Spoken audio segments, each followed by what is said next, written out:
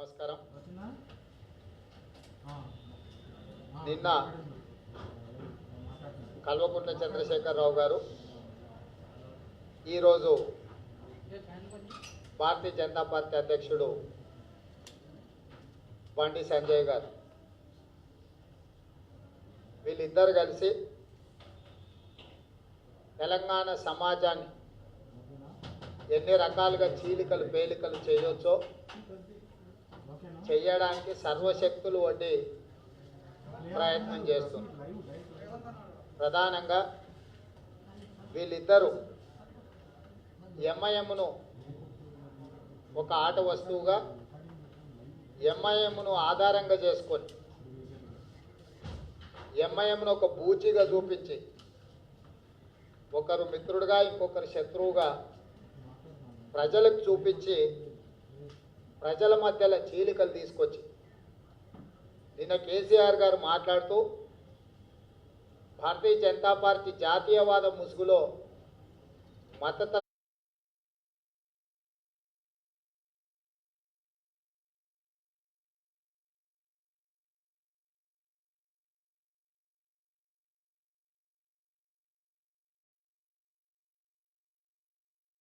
ప్రోత్సహిస్తుందని వారంటే కేసీఆర్ ప్రాంతీయవాదాన్ని అడ్డం పెట్టుకొని కులతత్వాన్ని ప్రోత్సహిస్తున్నాడని చెప్పి బండి సంజయ్ గారు అంటారు.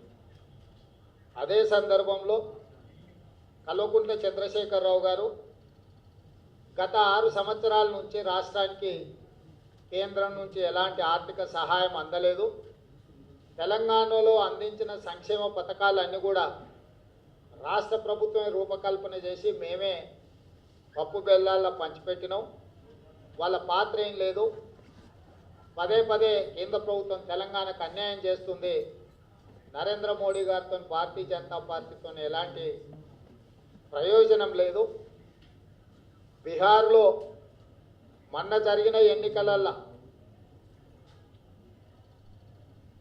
ఫలితాల మీద ఎంఐఎం ప్రభావం ఉంది అని చెప్పి కూడా కేసీఆర్ గారు మాట్లాడుతున్నారు.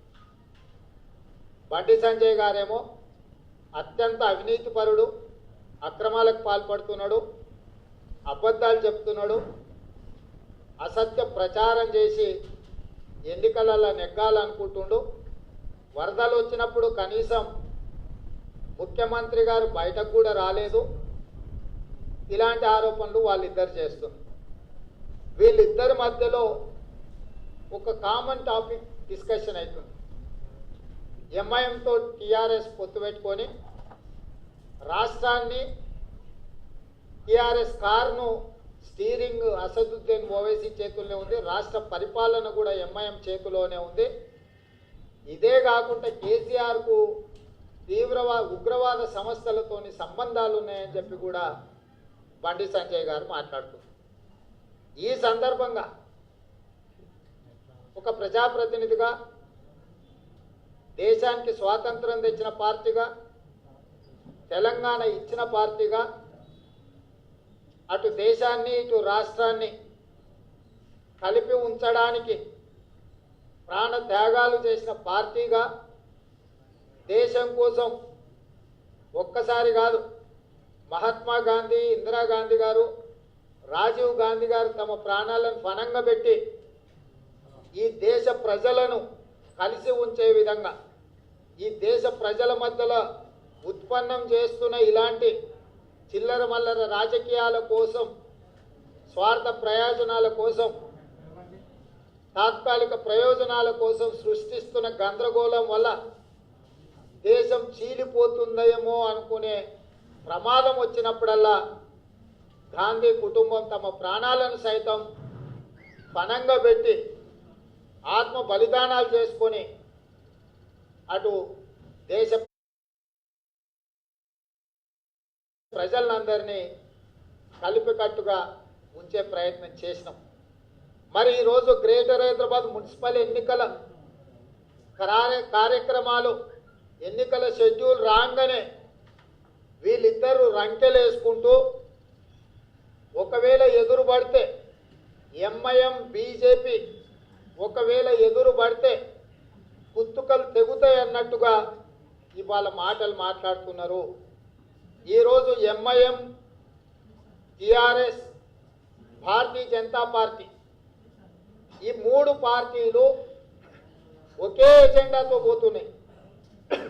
ఈ మూడు పార్టీల యొక్క ఎజెండా గల్లీ నుంచి ఢిల్లీ వరకు కాంగ్రెస్ పార్టీని లేకుండా చెయ్యడమే ఎజెండాగా ఒకరు వ్యూహకర్తలు, ఇంకొకరు అమలు చేసే బాధ్యతను తీసుకొని ఒకరికి ఒకరు ప్రత్యక్షంగా పరోక్షంగా సహకరించుకుంటూ బీజేపీ, ఎంఐఎం, టిఆర్ఎస్ కలిసి కాంగ్రెస్ పార్టీని ఉమ్మడి శత్రువుగా భావించి దేశ ప్రయోజనాలను పణంగా పెట్టి తెలంగాణ ప్రజల మధ్యలో విభజన తీసుకొచ్చి ఇక్కడే కాదు ఎన్నికలు జరిగే ఏ రాష్ట్రంలో అయినా ఎంఐఎం పార్టీ వెళ్ళి అక్కడ అభ్యర్థులను పెట్టి ఎక్కడైతే కాంగ్రెస్ పార్టీలో భాగస్వాములుగా ఉన్న పార్టీల మీద పోటీ పెట్టి భారతీయ జనతా పార్టీని గెలిపించడానికి 100% అసదుద్దీన్ ఓవైసీ గారు ఈరోజు భారతీయ జనతా పార్టీ అధికారంలోకి రావడానికి, ఎన్డీఏ ప్రభుత్వాలు ఏర్పడడానికి సంపూర్ణమైన సహకారాన్ని అందిస్తున్నాడు.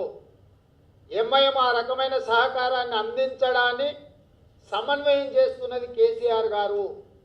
కేసీఆర్ గారు సూచన సలహాల మేరకు మాత్రమే ఎంఐఎం పనిచేస్తుంది.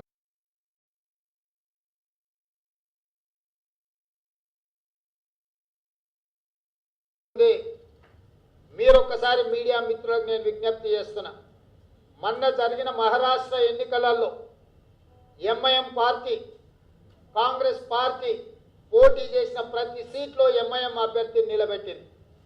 వాస్తవంగా బీజేపీని ఒకవేళ నిలవరించాలంటే బీజేపీ నిలబడ్డ స్థానాలలో ఎంఐఎం ఎందుకు నిలబడతలేదు?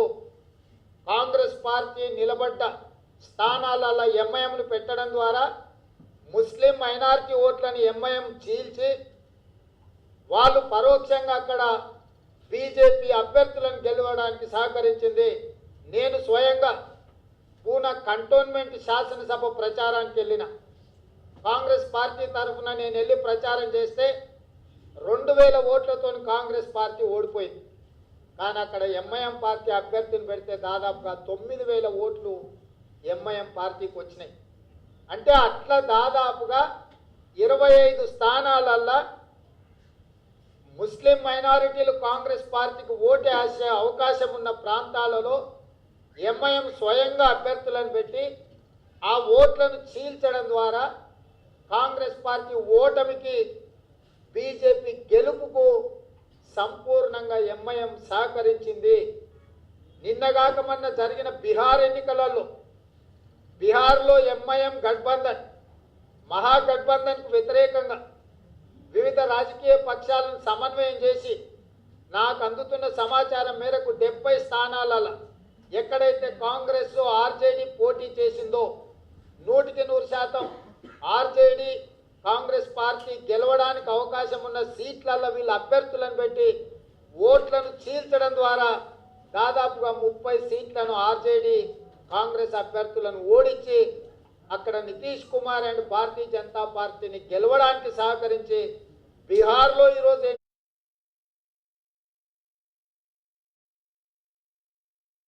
ఎన్డీఏ ప్రభుత్వం ఏర్పడ్డదంటే ఎంఐఎం సహకారం వల్ల, ఎంఐఎం కాంగ్రెస్ను, ఆర్జేడీని రాజకీయంగా దెబ్బతీయడం వల్ల ఈరోజు వాళ్ళు గెలిచారు.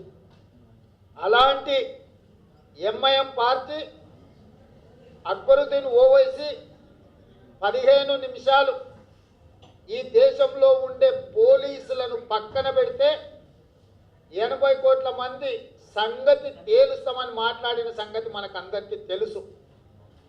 సందర్భం వచ్చినప్పుడల్లా హిందూ దేవతలను, హిందువులను కించపరిచే విధంగా మాట్లాడిన సందర్భాలలో ఎంఐఎం నాయకులు జైలుకి వెళ్తే, అసదుద్దీన్ ఓవైసీతో సహా జైలుకి వెళ్తే బీజేపీకి సంబంధించిన న్యాయవాది రఘునందన్ రావు గారి అసదుద్దీన్ ఓవైసీ గారికి బెయిల్ ఇప్పించిన మాట వాస్తవం కాదా?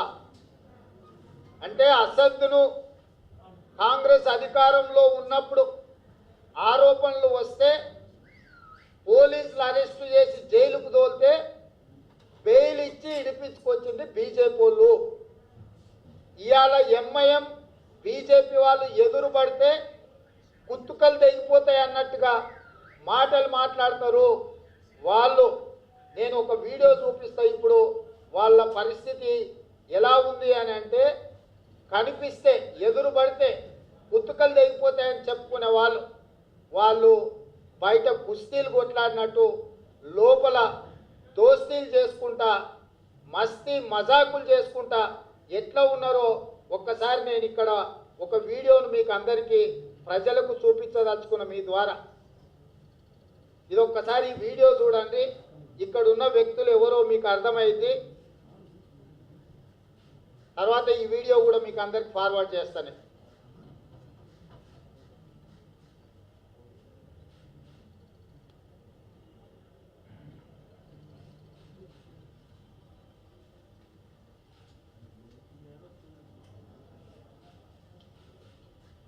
కిషన్ రెడ్డి గారు అక్కడ ఉంటే నడుచుకుంటూ వచ్చిన అసదుద్దీన్ ఓవైసీ గారిని గౌరవ సూచకంగా స్పీకర్ శ్రీనివాస్ రెడ్డి గారు, కౌన్సిల్ చైర్మన్ సుఖేందర్ రెడ్డి గారు లేచి పలకరించడానికి పోతే కూడా వాళ్ళని పట్టించుకోకుండా కిషన్ రెడ్డి, అసదుద్దీన్ ఓవైసీ ఒకరినొకరు అల్లై బల్లై చేసుకొని పక్కకెళ్ళి వాళ్ళిద్దరు గుసగుసలాడుకున్నారు. ఇది తెలంగాణ సమాజం గమనించాలి. బీజేపీ ఎంఐఎం మధ్యలో ఉన్న లాలూచి సరాసరి కేంద్ర హోంశాఖ సహాయ మంత్రి కిషన్ రెడ్డి గారే ఎంఐఎం సంస్థ తీవ్రవాద సంస్థ, తీవ్రవాదులతో ప్రత్యక్షంగా పరోక్షంగా సంబంధాలు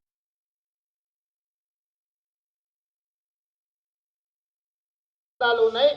హైదరాబాద్లో జరిగే ప్రతి బాంబు పేలుళ్లకు, తీవ్రవాద సంస్థలకు ఊతమిస్తున్నది ఎంఐఎం అని చెప్పి పదే పదే చెప్తున్నారు. ఇవాళ బండి సంజయ్ గారు కూడా అదే ఆరోపణ ఎంఐఎం మీద చేసిండ్రు.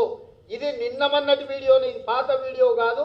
ఇలాంటి వీడియోలో నేను ఒకటే అడగదలుచుకున్నా. ఇక్కడ కిషన్ రెడ్డి గారు, అసదుద్దీన్ ఓవైసీ గారు ఇంతమంది ఉన్నప్పుడు స్పీకర్, కౌన్సిల్ చైర్మన్ లేచి వాళ్ళని పలకరించడానికి లేస్తే కూడా పట్టించుకోకుండా ఇద్దరు కలిసి సైడ్కు పోయి ఏం సంభాషించిండ్రు, ఏం మాట్లాడుకుండ్రో కిషన్ రెడ్డి గారు, అసదుద్దీన్ ఓవైసీ గారు తెలంగాణ ప్రజలకు, ఇటు హిందువులకు అటు ముస్లింలకు చెప్పాల్సిన అవసరం ఉన్నది.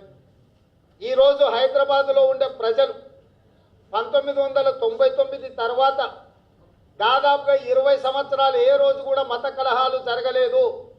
10 సంవత్సరాలు కాంగ్రెస్ పార్టీ అధికారంలో ఉన్నప్పుడు హైదరాబాద్లో హిందూ ముస్లిం మత కలహాలు జరగకుండా పరిపాలనను అందించి శాంతి కమిటీలను వేసి అందరినీ సమన్వయం చేసి కాంగ్రెస్ పార్టీ అధికారంలో ఉన్నప్పుడు వెనుకబడిన మైనారిటీల కోసం మిత్రులు పెద్దలు షబ్బీర్ అలీ గారు మంత్రిగా ఉన్నప్పుడు, ఆజాద్ గారు కేంద్ర మంత్రిగా, రాజశేఖర రెడ్డి గారి నాయకత్వంలో 4% మైనారిటీలకు రిజర్వేషన్లు ఇచ్చి హిందూ ముస్లింలలో ఉన్న వాళ్ళు పేదవాళ్ళే తప్ప మత ప్రాతిపదికన విభజన జరగకూడదు అని చెప్పి కాంగ్రెస్ పార్టీ హైదరాబాద్లో సంపూర్ణమైన శాంతి పరిస్థితులు కల్పించడం వల్ల దేశంలోనే కాదు విదేశాల నుంచి కూడా లక్షల కోట్ల రూపాయలు హైదరాబాద్కు పెట్టుబడి తీసుకొచ్చి ఇవాళ తెలంగాణ రాష్ట్రం మనుగడ సాధించింది అంటే శాంతి భద్రతలను కాంగ్రెస్ పార్టీ కాపాడడం వల్ల. ఇక్కడ ఎన్ని లక్షల కోట్ల రూపాయలు పెట్టుబడి పెట్టినా పెట్టుబడులకు ఎలాంటి ఇబ్బందులు లేవు అని ఒక సంపూర్ణమైన విశ్వాసం కల్పించడమే కాకుండా ఐటీ కంపెనీలు, హైటెక్ సిటీని, ఔటర్ రింగ్ రోడ్డును, అంతర్జాతీయ ఎయిర్పోర్టును, ఫార్మా కంపెనీలను, ఇలాంటివి ఎన్నో ఇండస్ట్రీస్ను, స్పోర్ట్స్ కాంప్లెక్స్లను కాంగ్రెస్ పార్టీ గత ప్రభుత్వాలు తీసుకొచ్చి ప్రపంచ చిత్రపటంలో హైదరాబాద్కు ఒక ప్రత్యేకమైన స్థానాన్ని కల్పించి మేము శాంతి భద్రతలు నెలకొల్పితే ఇవాళ తెలంగాణకు వచ్చే ఆదాయంలో 70% ఆదాయం ఒక హైదరాబాద్ నుంచే వస్తుంది. ఈ హైదరాబాద్కు మెట్రో రైలును తీసుకొచ్చింది కాంగ్రెస్ పార్టీ, ఫ్లైఓవర్లు కట్టింది కాంగ్రెస్ పార్టీ, అన్ని ఐటీ కంపెనీలను తీసుకొచ్చింది కాంగ్రెస్ పార్టీ. ఇంత కాంగ్రెస్ పార్టీ కష్టపడి హైదరాబాద్ను అభివృద్ధి చేస్తే వర్షాలు వస్తే కనీసం 6.5 సంవత్సరాలల్లా ఈ రాష్ట్ర ప్రభుత్వం మోరీలు కూడా కట్టలేకపోయింది. మోరీలు కాదు, మోరీలలో ఉన్న మురికిని కూడా తీయలేకపోయింది ఈ రాష్ట్ర ప్రభుత్వం. అంటే ఎంత చేతగాని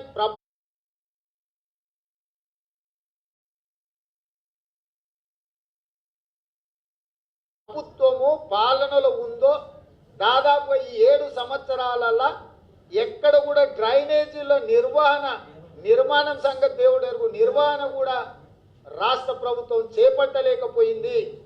ఇది పక్కన పెడితే కేంద్రంలో మోడీ ఉన్నాడు, మేము ఇవాళ వరదలు కొట్టుకుపోయిన వాళ్ళు కారు పోతే కారు ఇస్తాం, లారీ పోతే లారీ ఇస్తాం, సైకిల్ మోటార్ పోతే సైకిల్ మోటార్ ఇస్తాం, ఇల్లు పోతే ఇస్తాం, ఏదైతే అది ఇస్తామని చెప్పి బండి సంజయ్ గారు ప్రజల్ని మభ్యపెట్టడానికి బండి పోతే బండి ఇస్తామని బండి గారు చెప్తారు. అసలు ఇది నమ్మశక్యమేనా?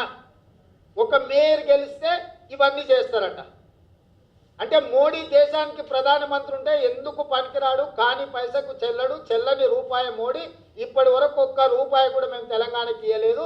గ్రేటర్ హైదరాబాద్లో మేయర్ గెలిస్తే మాత్రం వరదలలో మునిగిపోయిన వాళ్ళకు, కొట్టుకుపోయిన వాళ్ళకు, చచ్చిపోయిన వాళ్ళకు, హైదరాబాద్లో నివసిస్తున్న వాళ్ళకు అన్నీ చేస్తామని బండి సంజయ్ గారు పెద్ద క్యాబేజీ తీసుకొచ్చి హైదరాబాద్ ప్రజల చెవులలో పెట్టే ప్రయత్నం చేస్తుండ్రు.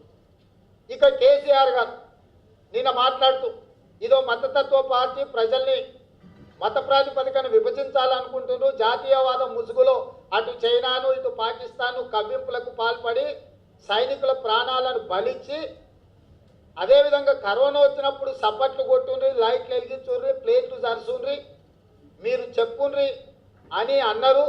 ఇది తెలంగాణకి ఏమైనా ప్రయోజనమా అని కేసీఆర్ అంటుండ్రు.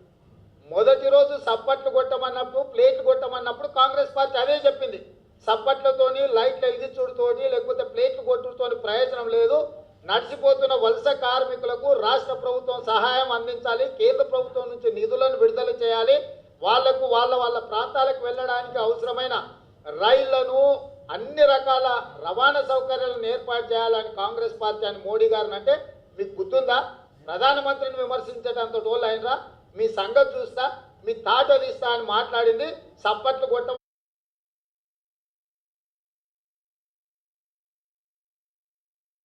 సప్పట్లు కొట్టుర్రి, ప్లేట్లు కొట్టమంటే ప్లేట్లు కొట్టుర్రి, లైట్లు వేయమంటే లైట్లు వేయండి, లేకపోతే ట్రాఫిక్ సిగ్నల్ దగ్గర బట్టలిప్పి డ్యాన్స్ చేయండి మోడీ గారు చెప్పినట్టే మేము చేయడానికి సిద్ధంగా ఉన్నామని చెప్పింది కేసీఆర్ కాదా?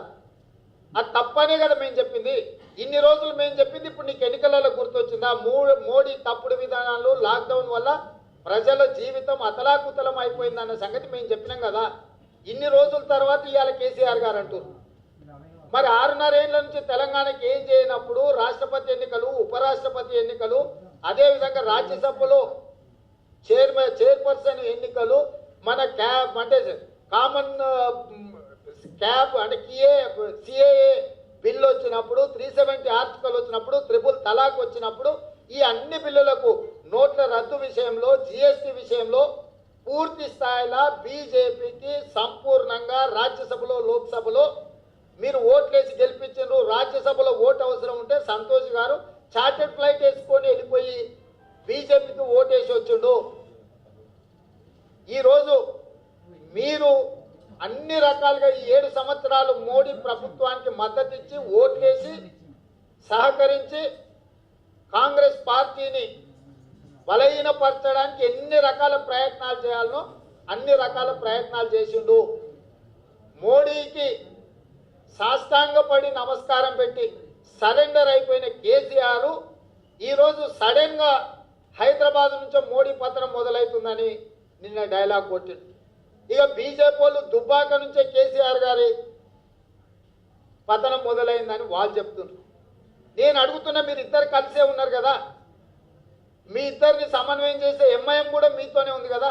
ఇవాళ ఎంఐఎంను మతతత్వ పార్టీగా బూచి చూపించి ఎంఐఎం టీఆర్ఎస్తో ఉంది కాబట్టి హైదరాబాద్లో మొత్తం టీఆర్ఎస్ ముస్లింలతో కలిసిపోయి ఉన్నది కాబట్టి మేము హిందువుల పార్టీలో, మేము హిందువుల పక్కన నిలబడతామని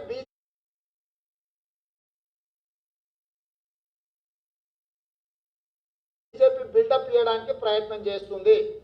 కేసీఆర్ కూడా వాళ్ళని జాతీయవాద ముసుగులో మతతత్వాన్ని రెచ్చగొడుతున్నారు. నా అంత పూజలు చేసినోడు, పునస్కారాలు చేసినోడు, యజ్ఞ యాగాలు చేసినోడు ఎవడన్నా ఉన్నాడా? అందరికంటే నికార్సైన హిందువునని కేసీఆర్ అంటున్నారు. నేను ఈ సందర్భంగా ఇద్దరిని అడుగుతున్నా. పులి కుతుబ్ షాహీ సందర్భంగా హుసేన్ సాగర్ మీద కట్టిన నల్లపోచమ్మ టెంపుల్ 250 సంవత్సరాల క్రితం నిర్మించిన మందిరాన్ని కేసీఆర్ కుప్పగూలుస్తే బండి సంజయ్ కానీ కిషన్ రెడ్డి గారు కానీ కనీసం దాన్ని చూడడానికి కూడా ఎందుకు వెళ్ళలేదు? ఎందుకు నిరసన తెలపలేదు? గుడి ముసుగులో, మతం ముసుగులో 30 సంవత్సరాల నుంచి దేశంలో అరాచకం సృష్టించిన బీజేపీ కేంద్ర హోంశాఖ సహాయ మంత్రి కూడా కిషన్ రెడ్డి గారి నియోజకవర్గంలో నల్లపోచమ్మ గుడిని 250 సంవత్సరాల పురాతన మందిరాన్ని కూల్చినప్పుడు ఈ హిందూ మతము, హిందూ ఆచారాలు మీకు కనిపించలేదా? కేసీఆర్ నిజంగానే పరమ వీర హిందుత్వవాది అయితే అత్యంత విశ్వాసంతో కూడుకున్న నల్లపోచమ్మ గుడిని ఎట్లా కూలగొట్టినవు? నల్లపోచమ్మ నిన్ను ఊరికనే వదిలేస్తుందా అని నేను అడుగుతున్నా. 100 సంవత్సరాల క్రితానికి హైదరాబాద్కు వరదలు వచ్చినప్పుడు నిజాం నవాబు వాయినం ఇచ్చి హుస్సేన్ సాగర్ వాయినం ఇచ్చి గడ్డిపేట హిమాయత్ సాగర్లో నిర్మించి మోక్షగుండం విశ్వేశ్వరయ్య ద్వారా ఆనాడు సలహాలు తీసుకొని ఒక అద్భుతమైన మానవ కట్టడాలను నిర్మించడం ద్వారా హైదరాబాద్ మహానగరాన్ని కాపాడడానికి ఆయన అన్ని రకాల ప్రయత్నం చేస్తే ఇవాళ టీఆర్ఎస్ వాటి అన్నిటిని కబ్జాలు పెట్టుకునే ప్రయత్నం చేస్తుంది.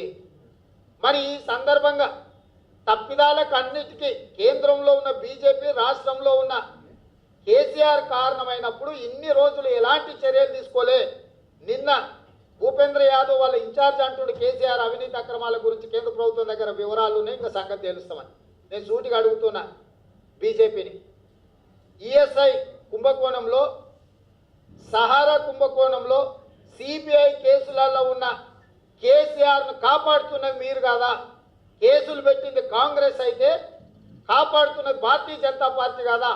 ఆనాడే కేసులలో ఉన్న కేసీఆర్ను కేసులు అడ్డం పెట్టుకొని లొంగ తీసుకొని ఈఎస్ఐ కుంభకోణంలో, సహారా కుంభకోణంలో కేసీఆర్ని కాపాడుతున్నదే భారతీయ జనతా పార్టీ అని నిర్దిష్టమైన ఆరోపణ మేము చేస్తున్నాము. వారు ముఖ్యమంత్రి అయిన తర్వాత విద్యుత్ కొనుగోళ్లలో కుంభకోణం, సాగునీటి ప్రాజెక్టుల నిర్మాణంలో కుంభకోణం, గ్రేటర్ హైదరాబాద్లో ఉన్న భూములలో కుంభకోణం, మైనింగ్ కుంభకోణం.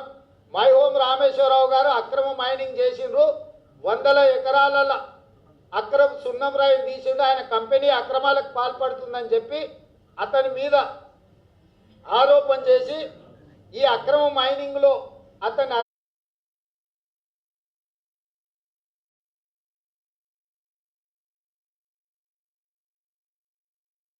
అరెస్టు చేయాలని చెప్పి అరవింద్ కేంద్ర మంత్రులకు ఫిర్యాదు చేస్తే కేంద్రంలో ఉండే అధికారులు విచారణకు ఆదేశిస్తే ఆ మై హోమ్ రామేశ్వరరావు తరపున వకాల్తా పుచ్చుకొని లాబింగ్ చేసి ఆ సంస్థ మై హోమ్ సంస్థను కాపాడడానికి ఆయన తరపున లాబింగ్ చేసింది కిషన్ రెడ్డి, కేంద్ర హోంశాఖ సహాయ మంత్రి కాదా?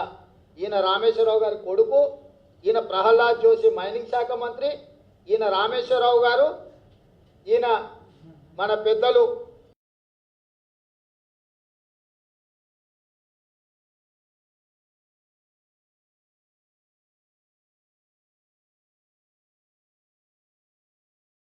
మైనింగ్ను, సున్నపురాయి గనులను వేల కోట్ల రూపాయల కుంభకోణాలకు పాల్పడ్డాడని చెప్పి బీజేపీకి సంబంధించిన ఎంపీ అరవింద్ ఫిర్యాదు చేస్తే దాని మీద కేంద్ర ప్రభుత్వంలో ఉన్న వివిధ సంస్థలు, ఫారెస్ట్ అండ్ మైనింగ్ శాఖకు సంబంధించిన వాళ్ళు విచారణకు ఆదేశించి చర్యలు తీసుకోవడానికి నోటీసులు ఇస్తే వాటి నుంచి కాపాడడానికి స్వయంగా కిషన్ రెడ్డి గారు మై హోమ్ రామేశ్వరరావు గారి తరపున లాబీయిస్ట్గా మారి, ఇది పార్లమెంట్లో అక్కడిక్కడ కాదు, ఎక్కడో ఇంటికానో ఎక్కడో కలిసింది కాదు, పార్లమెంట్లో స్వయంగా భారతదేశానికి నిలువుటద్దమైన పార్లమెంట్లోకి తీసుకెళ్లి పార్లమెంట్లోనే స్వయంగా కిషన్ రెడ్డి గారు లాబీ చేస్తారు.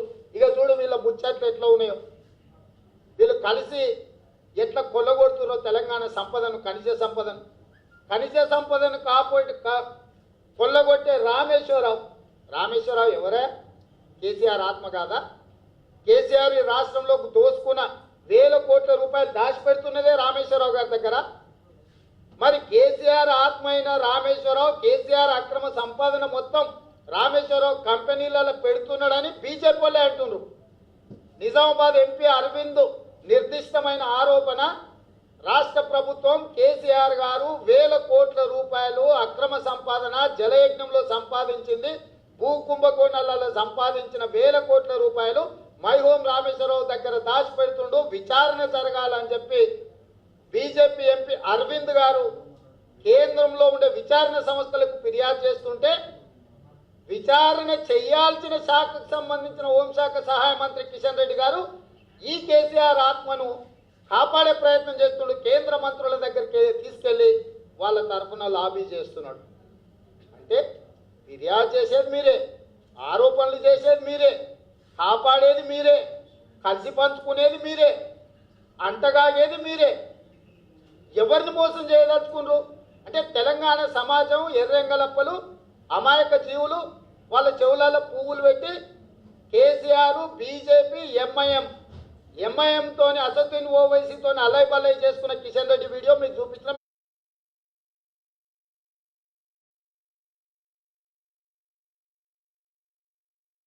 మీకు పంపిస్తా. అదే కిషన్ రెడ్డి ఈరోజు రామేశ్వరరావు గారిని తీసుకెళ్లి మైనింగ్ శాఖ మంత్రి ప్రహ్లాద్ జోషి కల్పించి ఈయన అక్రమాల మీద చర్యలు తీసుకోవద్దని కింద ఒక చిన్న డబ్బు ఉంది ఇచ్చే దాంట్లో ఇంట్లో ఏముందో ఒకసారి దీని ఫోటోలు పంపిస్తాం, మళ్ళీ ఒకసారి చూడండి. పైన బొకే కనిపిస్తుంది, కింద ఒక బాక్స్ కనిపిస్తుంది. ఈ బాక్సులు ఏముందో చూడండి. ఇవన్నీ నేనేం కనిపెట్టలే, అరవిందే ఆయన ఫేస్బుక్లో పెట్టాడు. మా మంత్రి అమ్ముడు పోయిడు చూడండి ఆయన, మా మంత్రి మైహోం రామేశ్వరరావుతోని ఎట్లా కుమ్ముక్కైందో చూడండి అని చెప్పి నిజామాబాద్ ఎంపీ ధర్మపురి అరవింద్ ఈ ఫోటోలు నేనేం కష్టపడి సంపాదించినవి కాదు, వాళ్ళే చెప్తున్నారు. అంటే నేను ప్రజలకు చెప్పదలుచుకున్నా, కేసీఆర్ బీజేపీ ఎంఐఎం వీళ్ళంతా ఒక్కటే, పొద్దుటి పూట కొట్లాడుకున్నట్టు చేస్తారు, కుతుకలు తెగిపోతాయేమో అన్నంత ఉత్కంఠ కల్పిస్తారు మనకు. వాళ్ళ మాటలు ఉపన్యాసాలు చూస్తుంటే రోమాలు నిక్కబొడుచుకొని ఇంక అయిపోయింది, తలలు తెగి కింద పడతాయని మనం అనుకుంటాం. మంచిగా సాయంత్రం కాగానే చల్లగా దావతులు చేసుకుంటారు, మస్తీ మజాలు చేసుకుంటున్నారు. అసలు అసదుద్దీన్ ఓవైసీ నిజంగా చూడండి, అసలు నేనైతే నాకు నిజంగా గుండాగినంత పని అయిపోయింది. వీళ్ళ ఇంటిమసి చూడు. ఇప్పుడు మన దోస్తులు మన ఇంట్లో చుట్టాన్ని కూడా మనం అంత ఆప్యాయంగా ఎప్పుడైనా మనం చేసినామా? ఎప్పుడైనా చూడు, ఇంత ఆప్యాయంగా ఇట్లా కౌగిలించుకొని ఇట్లా పట్టుకొని పక్కన ఒక స్పీకరు ఒక కౌన్సిల్ చైర్మన్ లేచి పలకరించారా అనుకుంటే వాళ్ళని పట్టించుకోకుండా అసదుద్దీన్ ఓవైసీ కిషన్ రెడ్డి గారు ఇద్దరు కలిసి ఎంత ఆప్యాయంగా పక్కకు పోయి మాట్లాడుకుంటారు, ఆ సైడ్కి పోయి ఏం చేసిర్రు, ఏం మాట్లాడుకోరు, ప్రజలు గమనించాలి దీన్ని. అంటే వీళ్ళ మధ్యలో ఉన్న చీకటి ఒప్పందాలు కేసీఆర్కు బీజేపీ కానీ బీజేపీకి ఎంఐఎంకు కానీ ఉన్న చీకటి ఒప్పందాలను వాళ్ళు పక్కలకు పోయి ఏం మాట్లాడుకుంటారు, ప్రజల ముందరకు వచ్చి ఏం చెప్తారు, తెర ముందు కుత్కలు దిగేటట్టుగా ఉత్కంఠ కలిగించే ఉపన్యాసాలు ఇస్తున్నారు. తెర వెనకాల వీళ్ళు ఉన్న దోస్తీలు తెలంగాణ సమాజం గమనించాలి.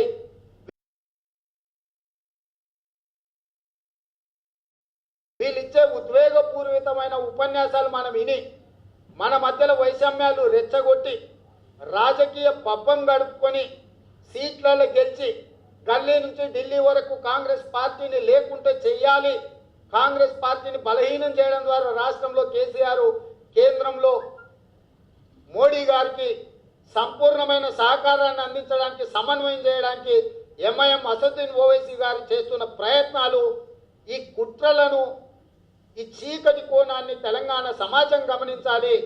హిందూ దేవుళ్లను హిందువులను కించపరిచి 15 నిమిషాలు సమయం ఇస్తే లేకుంటే ఊచకోత కోస్తామని అన్న అక్బరుద్దీన్ ఓవైసీతో కేసీఆర్ జట్టు కడతాడా అని బండి సంజయ్ అడిగాడు. నీ ఎమ్మెల్యే అసదుద్దీన్ ఓవైసీకి బెయిల్ ఇప్పించాడు. నీ ఎమ్మెల్యేని మొదట బహిష్కరించు పార్టీలకు వెళ్ళి. అసదుద్దీన్ ఓవైసీ అక్బరుద్దీన్ ఓవైసీ అన్న ఎంఐఎం అధ్యక్షుడు, అతని హిందూ సమాజాన్ని అంతా అవమానించండు, హిందూ దేవతలను కించపరిచిండని నువ్వు ఆరోపణ చేస్తున్నప్పుడు అతన్ని కాంగ్రెస్ పార్టీ జైల్లో పెడితే అతను జైల్లో నుంచి విడుదల చేయించిందే భారతీయ జనతా పార్టీ శాసనసభ్యుడు రఘునందన్ రావు గారు. నిజంగానే కిషన్ రెడ్డి గారికి బండి సంజయ్ గారికి హిందుత్వం మీద విశ్వాసం ఉంటే, రాజకీయ స్వార్థం లేకుంటే, నిజంగా దేశ ప్రజల యొక్క ఆత్మ గౌరవాన్ని కాపాడాలని ఒకవేళ భావిస్తే నీ నిజాయితీని నిరూపించుకోవడానికి రఘునందన్ రావు గారిని ఎంబడే భారతీయ జనతా పార్టీ నుంచి బహిష్కరించండి, కిషన్ రెడ్డి గారిని మంత్రివర్గం నుంచి తొలగించండి. అరవింద్ ఆరోపణ చేసినట్టుగా మైహోం రామేశ్వరరావు గారు వేల కోట్ల రూపాయల సున్నపు గనులను కొల్లగొడుతుంటే దాని మీద చర్యలు తీసుకోమని ధర్మపురి అరవింద్ ఫిర్యాదు చేస్తే కేంద్రంలో ఉండే శాఖలు విచారణకు ఆదేశించినప్పుడు అతన్ని కాపాడడానికి అతన్ని ఎంబడి తీసుకెళ్లి పార్లమెంట్ లోపలికి రావాలంటే ఎవరో ఒకరు నా పార్లమెంట్ సభ్యుడు పాస్ ఇప్పించాలి. అసలు మైహోం రామేశ్వరరావు గారికి ఆయన కొడుక్కి పార్లమెంట్లకు రావడానికి పాస్కు సంతకం పెట్టిన ఎంపీ ఎవరో తేలాలి. లోపలికి తీసుకొచ్చిన వాళ్ళు ఎవరు, మంత్రి దగ్గర లాబింగ్ చేసిన వాళ్ళు ఎవరు, ఈ కిందున్న డబ్బలో ఏముందో విచారణ జరగాలి.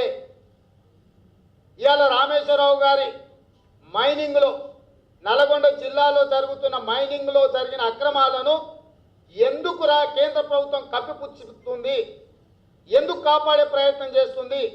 మీరే ఆరోపణలు చేస్తున్నారు కదా, రామేశ్వరరావు కేసీఆర్ గారి ఆత్మ అవినీతి సొమ్ము మొత్తం ఆయన దగ్గర ఉంది కాబట్టి అతని మీద మీరు చర్యలు తీసుకోవాలని ఏదైతే ఆరోపణ చేస్తుండ్రో, మీరు చేస్తున్న ఆరోపణలకు సంబంధించిన వ్యక్తితోని కిషన్ రెడ్డి గారు అంటగాగుతున్నారు.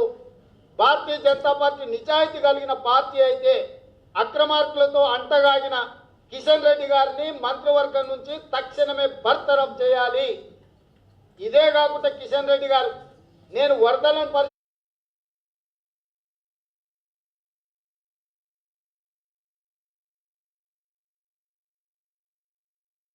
పరిశీలించడానికి పోతే ఎంఆర్ఓ కూడా వస్తలేడని ఆవేదన వెలిపుచ్చడమే కాకుండా టెలిఫోన్ ట్యాపింగ్ చేస్తుండని అన్నాడు. నీ శాఖలో నువ్వే విచారణకు ఆదేశిస్తే ఎవరినైనా జైలుకు తోలొచ్చు. ఇవాళ బండి సంజయ్ గారు ఇవాళ వరద సహాయాన్ని నిలిపివేయడానికి బండి సంజయ్ గారి ఫిర్యాదే కారణమని రాష్ట్ర ప్రభుత్వం చెప్పింది.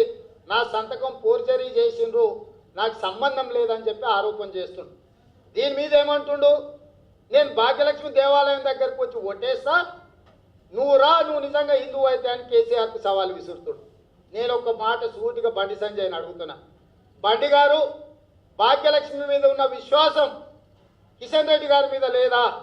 ఒక ఎంపీ సంతకం ఎవరైనా ఫోర్జరీ చేసి తప్పుడు డాక్యుమెంట్ సృష్టిస్తే నువ్వు కేంద్ర హోంశాఖకు ఫిర్యాదు చేస్తే తక్షణమే సిబిఐ విచారణకు ఆదేశించవచ్చు.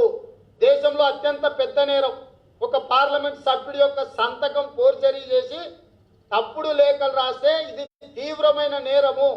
ఈ తీవ్రమైన నేరం మీద ఎంబడే సిబిఐ విచారణకు ఆదేశించి టీఆర్ఎస్ లో ఉన్న వాళ్ళు ఎంత పెద్దవాళ్ళైనా లోపలేసే అధికారం మీ మంత్రి కిషన్ రెడ్డి గారికి ఉన్నది.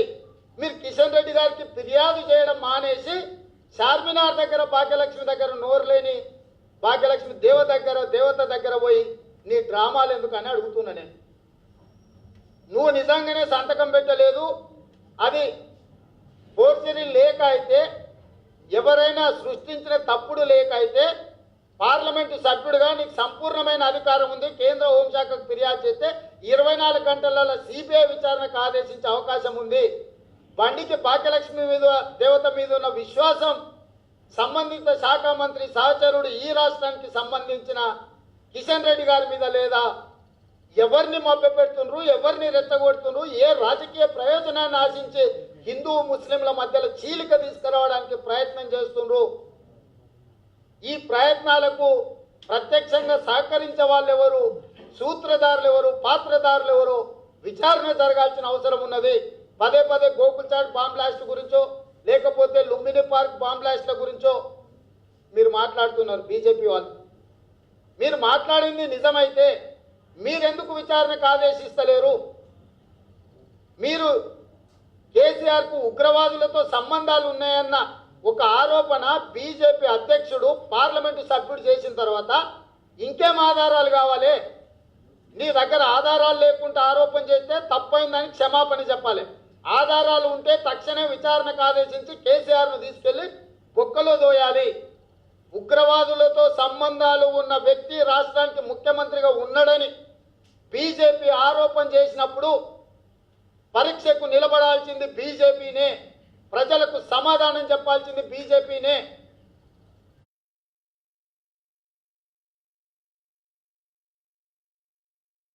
ఎంఐఎం పార్టీ ఉగ్రవాద సంస్థలతో సంబంధాలు ఉన్నాయని చెప్పినప్పుడు కేంద్ర హోంశాఖ సహాయ మంత్రి ఆ పార్టీ అధ్యక్షుడితో అలైబలై చేసినప్పుడు మీరు ఎవరిని మభ్యపెడుతున్నారు? ఈ అలైబలైకి కారణాన్ని బీజేపీ ప్రజలకు క్షమాపణ చెప్పాలి.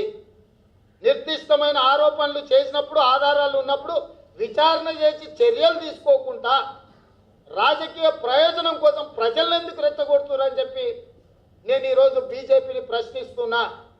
కాబట్టి హైదరాబాద్ ప్రజలకు నేను స్పష్టంగా విజ్ఞప్తి చేస్తున్నా, తాత్కాలికమైన ఎన్నికల ప్రయోజనాల కోసం 45-50 సీట్లు ఎంఐఎం గెలవాలి, 100 సీట్లలో టీఆర్ఎస్ బీజేపీ గెలవాలి. ఈ 150 సీట్లలో కాంగ్రెస్కు ఎక్కడ కూడా పరిస్థితి ఉండదు. వీడొకడు ఎత్తుకపోతాడు, వాడు ఒకడు ఎత్తుకపోతాడు. రాత్రి కూడా మా ఇంట్లో కానీ ఉంటున్నారు. మీ పార్టీలలోకి వచ్చిన వాళ్ళు దిక్కులేక మొర్రో అని ఏడుస్తారు. తుమ్మల నాగేశ్వరరావు, కడియం శ్రీహరి, ఇలా చెప్పుకుంటూ పోతే మహేందర్ రెడ్డి బొచ్చడి మంది అన్నుండ్రు. బీజేపీలో చేరిన మోత్పల్లి నరసింహులు, గరకపాటి మోహన్ రావు, రేవూరి ప్రకాష్ రెడ్డి, ఇనుగాల పెద్దిరెడ్డి, ఇలాంటి వాళ్ళు చాలామంది మీ పార్టీలో చేరిన వాళ్ళు కనీసం పార్టీ ఆఫీసులో ప్రెస్ పెట్టుకోవడానికి కూడా మాకు అనుమతిస్తలేరని కుమిలి ఏడుస్తున్నారు. ఇక వాళ్ళని బలకరించండి. మా పార్టీ నాయకులు ఇళ్ళ కాడికి రాత్రి కూడా సీకట్ల గోడలెంబడి పోయి మా పార్టీ వాళ్ళ చుట్టూ ఎందుకు తిరుగుతున్నా? ఏం జరుగుతుంది? ఇంత దిగజారిపోయింది ఏంటి భారతీయ జనతా పార్టీ? ఇప్పటివరకు మాకు సిద్ధాంతాలు ఉన్నాయని కథలు చెప్పిన బీజేపీ దిగజారిపోయి కాంగ్రెస్ వాళ్ళ కాళ్ళు పట్టుకునే పరిస్థితి వచ్చింది. నాయకత్వాన్ని తయారు చేసుకునే లక్షణాలు మీకు లేవా? నాయకులను తయారు చేసుకునే నాయకత్వ లక్షణాలు బీజేపీకి లేవా అని నేను అడుగుతున్నా. కాంగ్రెస్ పార్టీలో ఉన్నోళ్ళందరినీ మేము తీసుకుపోతాం. ఇదేందా పిల్లి కోడిని ఎత్తుకుపోయినట్టు?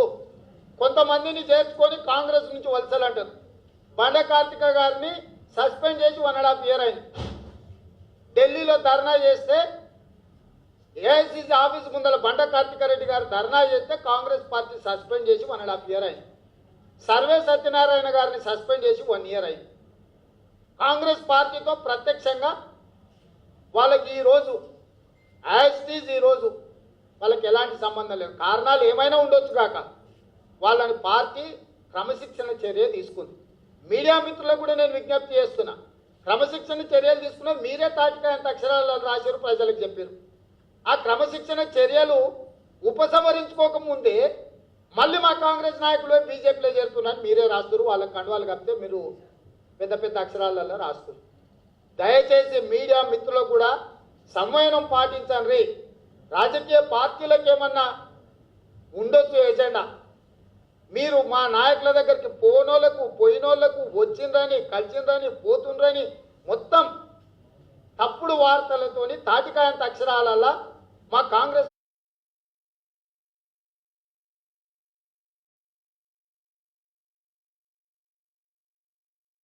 పార్టీ కార్యకర్తల నైతిక స్థైర్యం దెబ్బతీయకండి. ఎవరైనా ఒక నాయకుడిని ఎవరైనా కలిసినా 1-2 సార్లు సమాచారాన్ని సేకరించి నిర్ధారించుకోండి.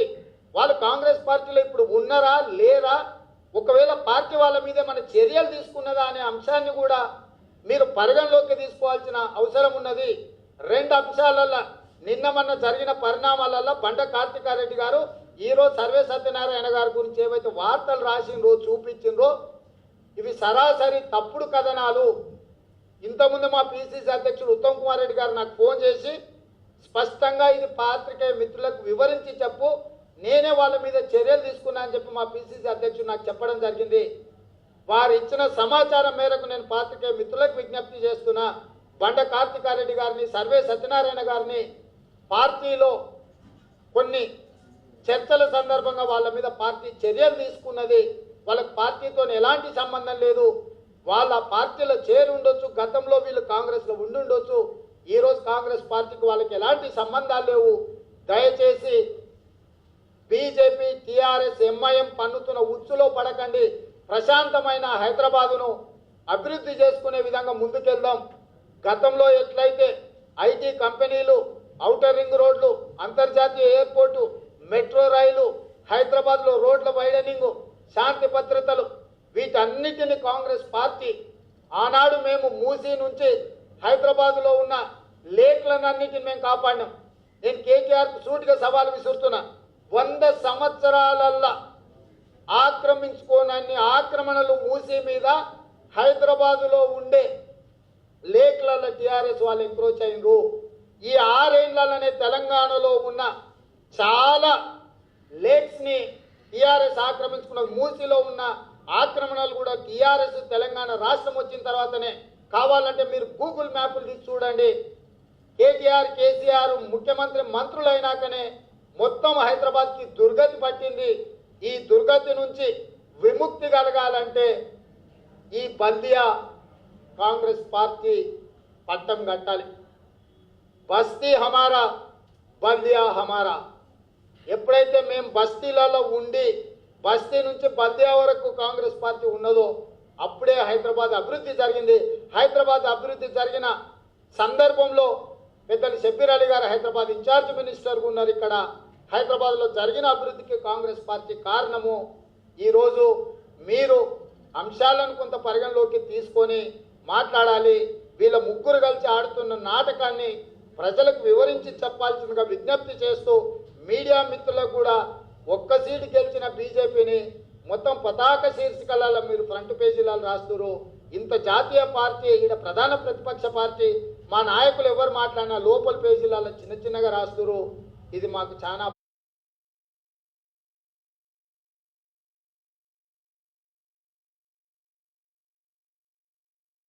బాధాకరం. నేను మీడియా మిత్రులకు విజ్ఞప్తి చేస్తున్నా, పత్రిక అదేవిధంగా జర్నలిజం విలువల్ని కాపాడండి. రాజకీయ నాయకులు విలువలు ఉన్నాయా లేవా అనే చర్చ కంటే మీరు ఏ మేరకు విలువల్ని కాపాడే ప్రయత్నం చేస్తున్నారు, మీరు సొంతంగా వండి వార్చే కథనాలను ఏదైనా కాంగ్రెస్ గురించి రాసిందంటే కాంగ్రెస్ పుట్టి మునిగిపోయింది, లేకపోతే జారిపడ్డది, ఎల్లెలు కలవడ్డది, అంగి గుంజుకున్నాడు, లాగ్ గుంజుకున్నాడు అనే వార్త తప్ప ఒక్కటన్నా మంచి వార్త రాసిందా? నిన్న టీవీలలో నేను చూసిన ఫస్ట్ జాబితా విడుదల చేసింది మేము, ఒక్క ఫోటో చూపించలే.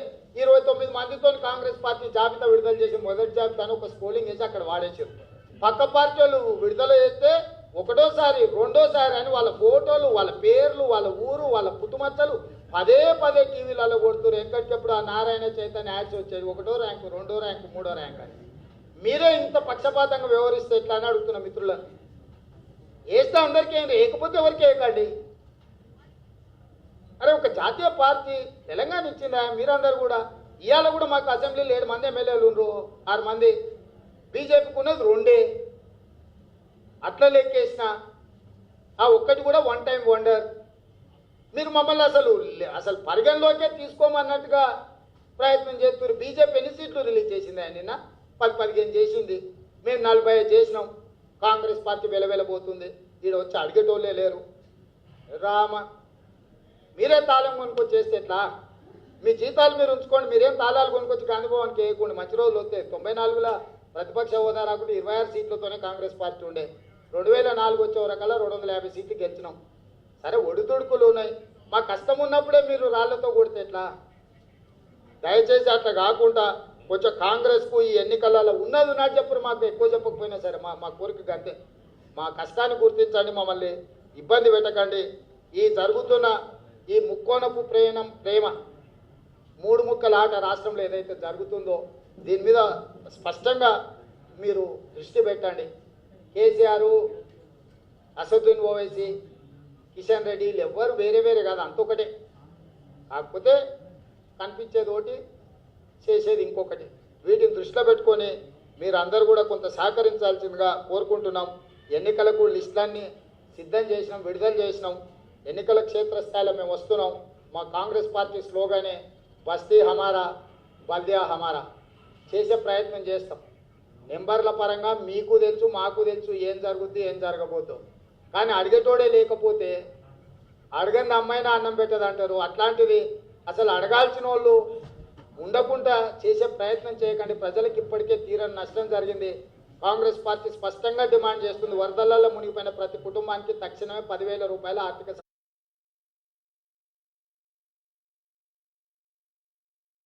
సహాయాన్ని అందించాలి. గత శాసనసభ ఎన్నికలలో ఒక పక్కన పోలింగ్ జరుగుతుంటే కూడా రైతు బంధు పథకం ఖాతాలలో పడ్డాయి. సెంట్రల్ ఎలక్షన్ కమిషనర్ క్లియర్గా అనుమతి ఇచ్చిండు. నిన్న కూడా రాష్ట్ర ఎన్నికల అధికారి అనుమతి ఇచ్చి మళ్ళీ ఎందుకో వెంబడే ప్లేట్ ఫిరాయించిండు. దీంట్లో బీజేపీ టీఆర్ఎస్ ఇద్దరు కలిసి నాటకాలు ఆడుతుంది. వీళ్ళిద్దరు నాటకాల వల్ల ప్రజలకు జరుగుతుంది కాబట్టి కాంగ్రెస్ పార్టీ డిమాండ్ చేస్తుంది, ప్రతి బాధితుడికి 10,000 రూపాయలు ఖాతాలో వెయ్యాల్సిందిగా కాంగ్రెస్ పార్టీ డిమాండ్ చేస్తుంది. చచ్చిపోయిన కుటుంబాలకు కూడా 25 లక్షల రూపాయలు ప్రతి కుటుంబానికి అందించాల్సిందిగా కాంగ్రెస్ పార్టీ డిమాండ్ చేస్తుంది. వీళ్ళ కుట్రల్ని భగ్నం చేస్తాం, ప్రజల ముందర నిలబెడతాం. ఇట్లాంటి కుట్రదారులు చిల్లర మల్లర రాజకీయ కుట్రలు చేయకు ప్రజలు మత ప్రాతిపదికన విడిపోరు. ఇక్కడ హిందూ ముస్లింలు కొన్ని శతాబ్దాలుగా కలిసి ఉన్నారు. 450 ఏళ్ళ చరిత్ర ఉంది హైదరాబాద్కి.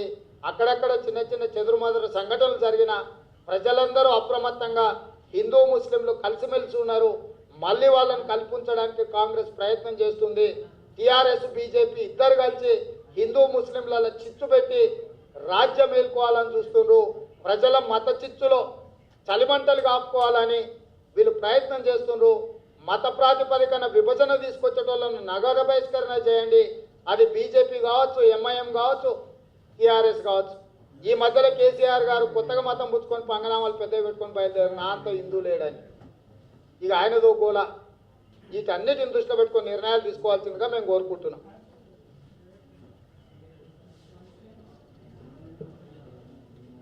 రైతులు పండించిన పంటల మద్దతు ధర గురించి 2 విషయాలు చెప్పదలుచుకున్నాను. ఎక్కువ సమయం తీసుకుని దయచేసి మీరు వినమని కోరుతూ, కేంద్రంలో ఉండేటువంటి బీజేపీ ప్రభుత్వం, రాష్ట్రంలో ఉండేటువంటి టీఆర్ఎస్ ప్రభుత్వం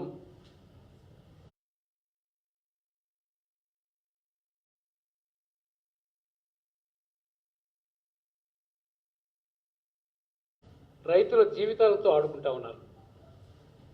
కేంద్రంలో ఉండే బీజేపీ ప్రభుత్వం ఏమో ప్రధానమంత్రిగా మోడీ గారు ఆయన ప్రధానమంత్రి అయిన రోజు నుంచి రైతుల ఆదాయాన్ని రెట్టింపు చేస్తాననే మాట చెప్పడం జరుగుతూ ఉంది. అది ఎప్పుడైతుందో, ఎప్పుడు జరుగుతుందా అని ఆశతో ఎదురు చూస్తూ ఉన్నాం. చివరగా 2022 నాటికి రైతుల ఆదాయం రెట్టింపు అవుతుందనేటువంటి మాట వారు చెప్తా ఉన్నారు. కానీ మొన్న పార్లమెంట్లో వారు తీసుకొచ్చిన 3 బిల్లులు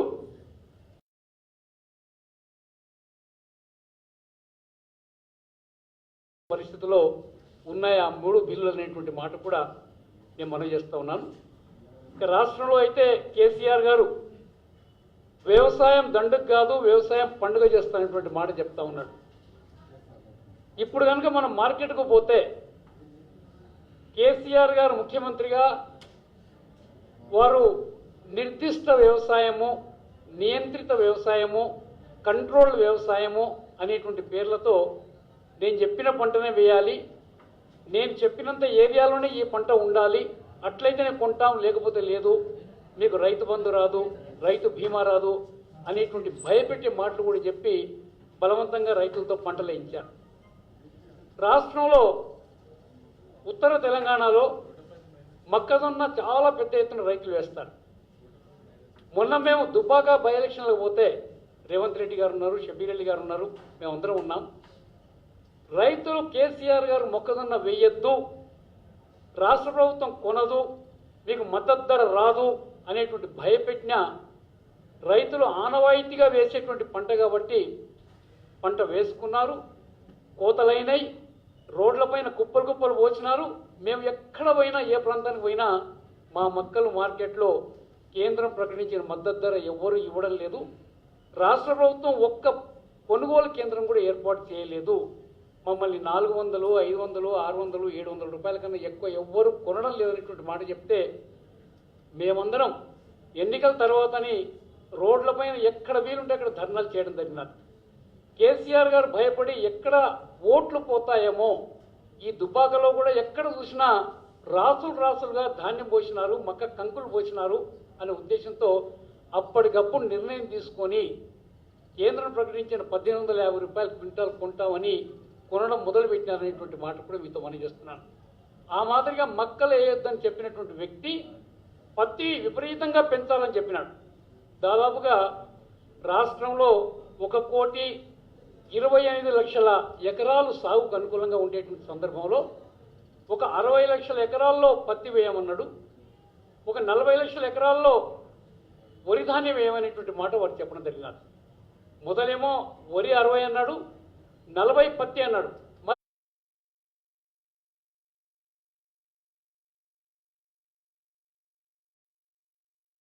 వాళ్ళెందుకో మనసు మార్చుకొని 65 లక్షల ఎకరాల్లో పత్తి, 40 లక్షల ఎకరాల్లో వరి వేయమని చెప్పినాడు. అది కూడా సన్న రకాలు వేయాలన్నాడు. సన్న రకాలు ఎందుకంటే వాస్తవంగా ఇవాళ వరి ధాన్యం సేకరణ అంతా కూడా కేంద్ర ప్రభుత్వం చేస్తుంది, ఎఫ్సిఐ చేస్తుంది. పోయిన సంవత్సరం మన రాష్ట్రానికి కేంద్ర ప్రభుత్వం 13,000 కోట్ల పైన ఎఫ్సిఐ ద్వారా వాళ్ళ దొడ్డు ధాన్యాన్ని కొనుగోలు చేయడం జరిగిందనేటువంటి మాట కూడా మీతో మనం చేస్తున్నాను. మళ్ళీ ఈ మహానుభావుడు ముఖ్యమంత్రి గారు సన్నధాన్యమే వేయాలి, అది కూడా తెలంగాణ సోననే వేయాలి అనేటువంటి మాట చెప్పడం వల్ల రైతులు చాలా పెద్ద ఎత్తున ఈ సంవత్సరం సన్నధాన్యం వేయడం జరిగిందనేటువంటి మాట నేను మనం చేస్తూ ఉన్నాను. ఆయన సన్నధాన్యం వేయమనేటువంటి మాట చెప్పినప్పుడు ఆయన రైతులతో మాట్లాడి నిర్ణయం తీసుకోలేదు, రైస్ మిల్లర్స్తో మాట్లాడినాడు. మరి వాళ్ళిద్దరి మధ్యలో ఎలాంటి లోపాయికారి ఒప్పందం ఉందో మాకు తెలియదు. కానీ ఈనాడైతే ఏ ఒక్క రైస్ మిల్లర్ కూడా మార్కెట్లోకి వచ్చి రైతు పండించిన సన్నధాన్యాన్ని లేకుంటే తెలంగాణ సోనాను కొంటానని ఎవరు ముందుకు రావడం లేదు.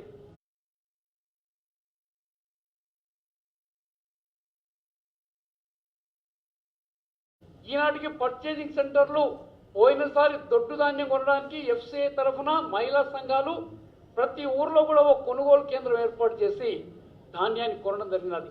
ఈ సంవత్సరం కేంద్ర ప్రభుత్వం 1888 రూపాయలు సూపర్ ఫైన్ రకానికి మద్దతు ధర ప్రకటించినా కూడా ఈరోజు ఏ రైస్ మిల్లర్ కూడా 1600కు 1700కు మించి కొనడానికి ముందుకు రావడం లేదనేటువంటి మాట కూడా నేను మనం చేస్తున్నాను. ఏదైతే ఈ మొక్కజొన్నను కొనడానికి దుబ్బాక ఎలక్షన్ సందర్భంగా మేము కొంటాము కేంద్రం ప్రకటించిన మద్దతు ధర కానీ కేసీఆర్ గారు ప్రకటించినారో అదే సందర్భంలో సన్నధాన్యాన్ని కూడా ఒక 100నో 150 నేను బోనస్ మాదిరిగా ఇచ్చి కొంటానని చెప్పి ఈనాటికి నిలదాడుతూ ఉంది. ఇంతవరకు ఎక్కడా ఆ 100 రూపాయలు కానీ 150 రూపాయలు కానీ ఎక్కువ ఇచ్చి కొన్న పాపాన పోలేదనేటువంటి మాట మేము మనం చేస్తున్నాం. కానీ కాంగ్రెస్ పార్టీ తరఫున మేమందరం కూడా డిమాండ్ చేస్తూ ఉన్నాం, ఛత్తీస్గఢ్లో మాదిరిగా క్వింటల్ ధాన్యం సన్నధాన్యం 2,500 రూపాయలు కొనాలనేటువంటి మాట మేము పదే పదే చెప్తా ఉన్నా కూడా కేసీఆర్ గారి ముఖంలోకి వారి చెవులలోకి ఆ మాట పోవడం లేదు. 2,500 రూపాయలకు ఈరోజు కొంటా ఉన్నారు ఛత్తీస్గఢ్లో అనేటువంటి ఇలాంటి ఆధారాలతో చెప్పినా కూడా వారు స్పందించే పరిస్థితి ఈరోజు లేదనేటువంటి మాట కూడా నేను సవినిగా పనిచేస్తున్నాను. దాని తర్వాత పత్తి విషయం 60 లక్షల ఎకరాల్లో పత్తి. ఇవాళ ఇంకొక విషయం కూడా నేను ఇక్కడ చెప్పాలి. కేసీఆర్ గారి ఏదైతే ఫామ్ ఉందో గజ్వెల్ దగ్గర నేను విన్నది 150 ఎకరాల్లో వారు ఈరోజు వరి పండిస్తూ ఉన్నారని. ఆ 150 ఎకరాల్లో ఆయన దొడ్డు ధాన్యం వేశాడా సన్నధాన్యం వేశాడా ఈ రాష్ట్ర ప్రజలకు మరి ముఖ్యంగా రైతాంగానికి సమాధానం చెప్పాల్సిన అవసరం ఉందనేటువంటి మాట కూడా మనం చేస్తున్నాను. నాతో నుండే సమాచారం ప్రకారంగా వారు దొడ్డు ధాన్యం వేసినారని, అది కూడా జేజీఎల్ అనేటువంటి రకం, అంటే జగత్యాల రైస్ రీసెర్చ్ స్టేషన్లో తయారు చేసినటువంటి జేజీఎల్ అనే రకాన్ని వారి రోజు పండిస్తూ ఉన్నారనేటువంటి మాట నేను విన్నాను. మరి రైతులకి ఒక మాట, ఆయన సొంత ఫామ్లోనేమో ఆయన వ్యవసాయ క్షేత్రంలో దొడ్డు ధాన్యం పండిస్తూ ఉన్నాడు. ఇదేం డ్యూయల్ పాలసీ అనేటువంటి డ్యూయల్ స్టాండర్డ్ అనేటువంటి మాట కూడా నేను మనం చేస్తూ ఉన్నాను. అదేవిధంగా పత్తి విషయం అయితే 60 లక్షల ఎకరాల్లో మనం ఈరోజు పత్తి వేసుకున్నాం. మరీ ముఖ్యంగా ఆదిలాబాద్ లాంటి జిల్లాలో ఎక్కడైతే నల్లరేగడి పొలాలు ఉన్నాయో మనం వైట్ గోల్డ్ అంటాం, విపరీతమైనటువంటి పంట వస్తుంది. మనకు ఈ బీటీ కాటన్ వచ్చిన తర్వాత రోగాలు కూడా బాగా తగ్గి ఈ పత్తి వేసుకున్న రైతుకు మంచి లాభాలు వచ్చినాయనేటువంటి మాట కూడా నేను మనం చేస్తున్నాను. ఆనాడు రాజశేఖర రెడ్డి గారు ముఖ్యమంత్రిగా ఉన్న కాంగ్రెస్ ప్రభుత్వాలు ఉన్నప్పుడు బీటీ కాటన్ పత్తి విత్తనాల ధరను కూడా ఆ రోజు మ్యాన్సాంటో లాంటి ఒక మల్టీనేషనల్ కంపెనీ ముక్కు వెండి వాళ్ళ తల వంచి ధర కూడా తగ్గించి రైతాంగానికి అందజేసిన ఘనత కాంగ్రెస్ పార్టీ అనేటువంటి మాట కూడా నేను మనం చేస్తున్నాను. అలాంటి ఆ బీటీ కాటన్ కూడా ఈ టీఆర్ఎస్ ప్రభుత్వం వచ్చిన తర్వాత మళ్ళీ వీళ్ళ రంగు పురుగు కూడా ఏమైనా వాసన అప్పిందేమో, ఈరోజు పింక్ బోల్వామ్ అని గులాబీ రంగు బోల్వామ్ తొలిచేటువంటి పురుగు ఈ మధ్య చాలా ఎక్కువగా ఈ పంటను ఆశించి నష్టపోయిన రైతులు అనేటువంటి మాట కూడా మీతో మనం చేస్తున్నాను. అందుకనే ఇప్పుడు మార్కెట్కు ఏదైతే పత్తి వస్తూ ఉందో కేంద్రం ప్రకటించిన మద్దతు ధర 5,825 రూపాయలు క్వింటల్కి ఇవ్వాలి. దానికన్నా ఎక్కువ రాష్ట్ర ప్రభుత్వం కొంటే సీసీఏ కొన్నా రాష్ట్ర ప్రభుత్వం కొన్నా సంతోషం. కానీ 5,825 రూపాయలు క్వింటల్ రావాల్సిన చోట, అంటే ఇక్కడ ఈ పత్తి యొక్క పొడవు 30 మిల్లీమీటర్ లేదు, 30 పైన ఉంటేనే 5,825 రూపాయలు వస్తుంది. 29 ఉంది కాబట్టి 50 రూపాయలు తగ్గిస్తున్నామని ఈ నెల 4వ తేదీ నాడు మనకు కాటన్ కార్పొరేషన్ ఆఫ్ ఇండియా ఒక ఆర్డర్ ఇవ్వడం జరిగింది. మనం 5,775 రూపాయలకి క్వింటాల్ కొంటామనేటువంటి మాట చెప్పడం జరిగింది. ఒక్క మాట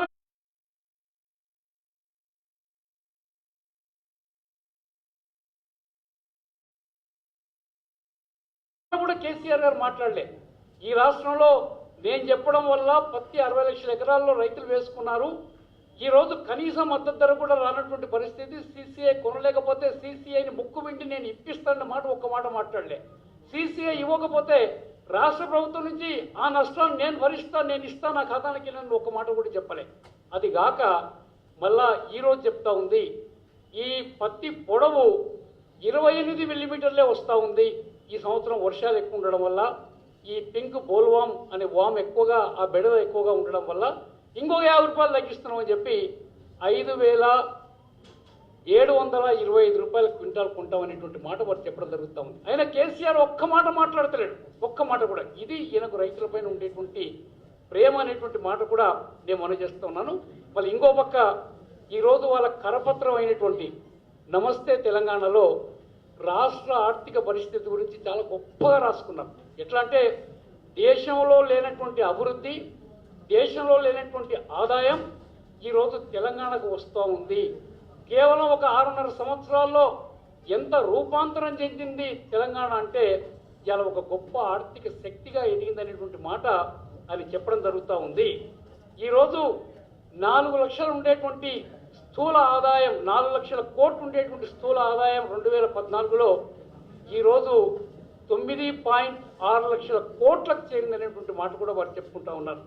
తలసరి ఆదాయం అయితే ఒకనాడు కేవలం 95,000 రూపాయలు ఉండేది 2014లో, ఈరోజు 2,26,000కు చేరింది తలసరి ఆదాయం. అదే దేశం యొక్క తలసరి ఆదాయం చూస్తే 1,34,000 మాత్రమే ఉంది. దానికన్నా దాదాపుగా ఒక 90,000 రూపాయలు తెలంగాణ తలసరి ఆదాయం ఎక్కువ ఉందనేటువంటి మాట కూడా వారు చెప్పడం జరుగుతూ ఉంది. ఇంకా వృద్ధి రేటు చూస్తే ఎంత గొప్పగా ఉందంటే, వృద్ధి రేటు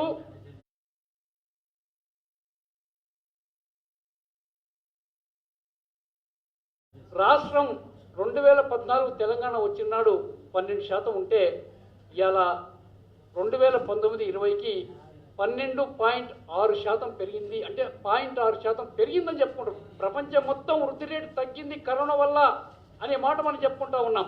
దేశంలో అయితే ఈరోజు పెద్ద నోట్ల రద్దు కానీ, క్వాలిటీ ఇంప్లిమెంటేషన్ ఆఫ్ మీకు జిఎస్టీ కానీ వీటి వల్ల తగ్గిందని అంటా ఉన్నాం. దేశంలో 2014 నాడు మోడీ గారు ప్రభుత్వానికి వచ్చిన రోజు 11% ఉంటే అది ఈరోజు 7.5% పడిపోయిందనేటువంటి మాటనే ఆ పత్రికలోనే రాస్తా ఉన్నారు. వాళ్ళ విశ్లేషణ అనేటువంటి మాట నేను మనవి చేస్తూ ఉన్నాను. ఆ ప్రకారంగా మనకు ఒక పక్కనేమో చాలా గొప్పగా మనకు వృద్ధి జరుగుతూ ఉంది, ఆదాయం పెరుగుతూ ఉంది, తలసరి ఆదాయం కానీ రాష్ట్ర ఆదాయం కానీ పెరుగుతూ ఉందని చెప్తున్నారు. మన రైతు ఇంత కష్టాల్లో ఉంటే, ఇంత ఇబ్బందులు ఉంటే మళ్ళీ మీరు ఈ ఛత్తీస్గఢ్ మాదిరిగా 2,500 రూపాయలు ఎందుకు ఇవ్వరు మీరు? ఈరోజు ఏదైతే పత్తికి మీరు కేంద్ర ప్రభుత్వం ప్రకటించిన ధర, వారు పత్తి పొడవు తక్కువ ఉందని తగ్గిస్తే వాళ్ళు ఏదైతే నిర్ణయం తీసుకున్నారో రైతు నష్టపోకుండా నా ఖజానాకి వెళ్ళి ఇస్తారనేటువంటి మాట కేసీఆర్ గారు ఎందుకు అనలేకపోతున్నారనేటువంటి మాట కూడా మీతో మనం చేస్తున్నాను. అందుకనే పోయిన సంవత్సరం ఏదైతే చాలా రైతు ఈ పంటలు పండించడం వల్ల లాభపడ్డాడో, ఈరోజు అంటే సన్న ఓట్లు కేసీఆర్ గారు మాట విని సన్న ఓట్లు వేయడం వల్ల దొడ్డు ఓట్ల దిగుబడి చాలా ఎక్కువ ఉండేది. కనీసం ఎకరానికి 40 బస్తాలు వచ్చేది. ఈసారి సన్న ఓట్లు 20 బస్తాలకు మించి రాలేదు. మొన్న షబ్బీర్ అలీ గారి ఫామ్లో ఎవరో వరి గిట్టుబాటు కాక కోతలు కూడా అనవసరం అని తగలబెడితే కేసీఆర్ గారు ఎంత వ్యంగ్యంగా అన్నాడు. ఆయన వరి పంటను తగలబెట్టలేదు, వరి ఒడ్లు పోసుకున్న తర్వాత మిగిలిపోయిన గడ్డిని తగలబెట్టినాడు అనేటువంటి మాట అంత వ్యంగ్యంగా మాట్లాడినాడు. నిజంగా దాన్ని ఎందువల్ల ఆ మాదిరి చేయాల్సి వచ్చిందనేటువంటి లోతు ఆలోచన కేసీఆర్ గారికి చేసే తీరిక లేదు. రైతాంగం అంటే ఏమాత్రం కూడా ప్రేమ లేదు. తప్పకుండా కేవలం రైతు బంధు రైతు బీమాతో నీవు రైతులను సంతృప్తి పరచలేవు. రైతాంగం చాలా పెద్ద ఎత్తున సమస్యలు ఉన్నాయి. గ్రామీణ ప్రాంతం ఎక్కడ పోయినా కూడా తిరగబడే పరిస్థితి ఉంది. ప్రభుత్వం గ్రహించాలి, లేకపోతే మాత్రం ఈ ప్రభుత్వానికి చివరి గడియలు తప్పవు అనేటువంటి మాట కూడా నేను మనవి చేస్తున్నాను. సారీ, నేను ఎక్కువ సమయం తీసుకోను. ఇప్పుడే Malkajgiri Lok Sabha MP working president గారు చాలా డీటెయిల్స్గా టీఆర్ఎస్, బీజేపీ అండ్ ఎంఐఎం ఉసురలి అని ఒక ఉసురలి రంగులు మారుతుంది, ఉసురవల్లి. అలాంటి మూడు పార్టీలు కూడా సమయాన్ని బట్టి రంగులు మారుస్తూ ఉంటారు. ఇది అలవాటు కేసీఆర్ గారికి. అలాగే బీజేపీకి కూడా ఇది వాళ్ళకు అలవాటు ఉన్నది.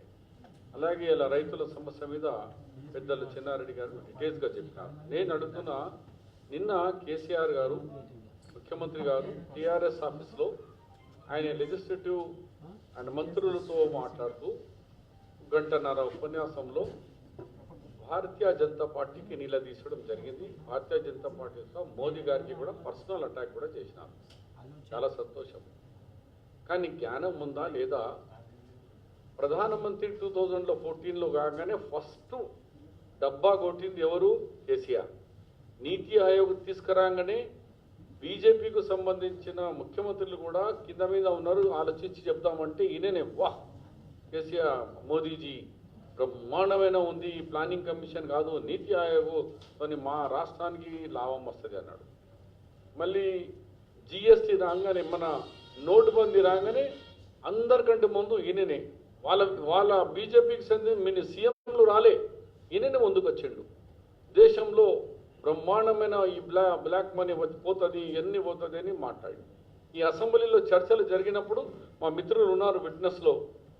అసెంబ్లీలో మాత్రం ప్రధానమంత్రి గారికి పేరు ఎట్లా తీస్తారు, ఆయన హౌస్లో లేడు కదా అని అక్కడ ఏదైనా కౌన్సిల్లో కూడా సేమ్ నాకు చెప్తే నేనన్నా ప్రధానమంత్రి కాదయ్యా మోదీ గారి పేరు ఎందుకు తీయొద్దంటే మోదీ గారే రాత్రి 8 o'clock వచ్చి भाइयों और बहनों 8 बजे के बाद आपके पास जो 500 का नोट है और 1000 का नोट है वो अब नहीं चलेगा, वो कागज का टुकड़ा हो जाएगा అతడు చెప్పినాడు కాబట్టి ఆయన పేరు తీయకుండా నీ డిబేట్ ఎట్లా జరుగుతుంది అని అప్పుడు మాట్లాడితే లే మీరు కౌన్సిల్లో మోదీ గారి పేరు కూడా తీయొద్దని చెప్పి మాతోని బహస్ చేసిన ఈ ముఖ్యమంత్రి మరి ఆయన హయాంలో ఎవరు తెలంగాణకు మనకు సహకరించిన మన పార్లమెంట్ రాష్ట్రపతికి పోటీ చేస్తున్న మీరా కుమారికి కాదని ఆర్ఎస్ఎస్కు సంబంధించిన వ్యక్తికి vice president election, triple talaq election, ఎన్ఆర్సీఏ ఏ బిల్ వచ్చినా ఇప్పుడే మా యువమిత్రుడు చెప్పినట్టు అవసరం ఉంటే చార్టర్ ఫ్లైట్ నుంచి ఇక్కడగా సంతోష్ ఎంపీ గారు ఇక్కడ ఉన్న మిగిలిన వాళ్ళకు ఫోన్ వచ్చింది అమిత్ షాది, కేసీఆర్ తుమారే ఎంపీ 4 జాओ అనగానే స్పెషల్ చార్టర్ ఫ్లైట్లో చరిత్ర మనకు ఎప్పుడు ఇల్లే ఎంపీలో ఇక్కడ పోయి ఓటేసి 370 కశ్మీర్ ఆర్టికల్లో కానీ అన్నిట్లో నాకు సపోర్ట్. ఎట్లా ఉన్నదంటే ర్యాట్ అండ్ క్యాట్, పిల్లి ఎల్క గేమ్ తిరిగా సుబా బిల్లికు పకడా చోడు దియా అన్నట్టు ఆడపోతే ఒక రంగు కేసీఆర్ది, ఈడ రాగానే అమ్మాయి తుమ్కు గాలి దేతో తుమ్ మేరకు గాలి దేదో అన్నట్టు ఒక సామెత చెప్పి బంద్ చేస్తా. ఎందుకంటే నేను మా తమ్ముతో నేర్చుకున్న సామెతలు నాకు ఎక్కువ రావు. ఒక ఫ్యామిలీలో భార్యాభర్తలు అందరికీ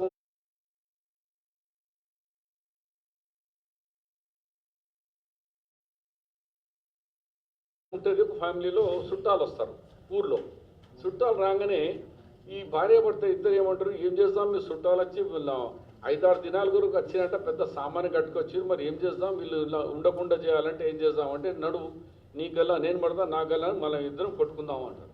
ఇక ఇద్దరు గుంజుకొని ధనాదన్ భార్యాభర్తలు తిట్టుకుంటారు, కొట్టుకుంటూ చేస్తాయి. వచ్చిన చుట్టాలు ఏమంటారు, అమ్మ వీళ్ళే కొట్టుకుంటారు, ఇక మాకు ఇక్కడ అన్నం పెడతారా బాబు, ఇక మనం పోదాం నడు వాపస్ అని వాళ్ళు ఇంకో చుట్టాల దగ్గర వెళ్ళిపోతారు. వీళ్ళప్పుడా విన్నింగ్ అయిపోయినాం మనం. అట్లా ఈ బీజేపీ, టీఆర్ఎస్ అండ్ ఎంఐఎం ప్రజల ముందట మన చుట్టాలకు ఎట్లా ఆఫీస్ పంపించారో ఈడ మన రోజు నాటకాలు రాత్రిళ్ళు చూస్తే వాళ్ళంతా కంబైండ్ ఒకటే దాంట్లో ఉన్నారు. దానికి రేవంత్ రెడ్డి గారు ఫుల్ ప్రూఫ్తో సహా ఇచ్చినారు. వాట్ ఈస్ బీజేపీ ఏంది, ఎంఐఎం ఏంది. ఇక కాబట్టి మిత్రులారా, మీ ద్వారా నేను రిక్వెస్ట్ చేస్తున్నా, ఈయనే అబద్ధాల ముఖ్యమంత్రి కేసీఆర్ మాటల్లో పోకండి. ఒక గంటలను ఇటు పోలేదు నేను ఎప్పుడు చెప్పినా ఏడైనా ఆయన ఎవడా నీకు చెప్పింది వా అంటాడు కథం. నేనెప్పుడా ప్రధానమంత్రి ఇస్ వెరీ గ్రేట్ మ్యాన్, నేను ఆయనకి మీద గురించి చెప్తానా అంటాడు. అందు గురించి ఈ ఎలక్షన్లో బుద్ధి చెప్పాలా. ఇంకోటి మిత్రులారా, ఈరోజు నేను పోతే ఈ పిల్లర్స్ మీద అంతా మెట్రో రైల్ పిల్లర్స్ మీద మెట్రో రైల్ తెచ్చింది మేము. ఆ జమాన్లో రాజశేఖర రెడ్డి గారు సీఎం, నేను ఇన్ఛార్జ్ హైదరాబాద్ మినిస్టర్. ఫౌండేషన్లో నా పేరే ఉన్నది. ఆ మెట్రో రైల్ 14,000 crores ప్రాజెక్ట్ అది. మనదేంటి, రెండోది ఎంఐఎం వాళ్ళు అడ్డుపడి రానియకుండా చేసిండ్రు. అయితే దాని మీద అన్ని హోర్డింగ్స్ పెట్టుకున్నారు. 1,60,000 ఇల్లు అయిపోయిందట. ఏడైందా కేటీఆర్ ఇంత వద్దామా? 450 ఇల్లు లేదు, 1,00,000 పోస్టర్ల మీద 1,60,000 హౌసెస్ కంప్లీట్ అయినట్టు ఇల్లు ఇస్తున్నాడు. ఇలా పోతున్నాడు పోయి సంసారం చేస్తారట. ఇంత వద్దామా? ఇవాళ కృష్ణా వాటర్ మేము తెచ్చినాం. ఫేజ్ 1, 2, 3 3 మాహామే. గోదావరి మొత్తం మాది, 85% వరకు మేమే తీసుకొచ్చినాం.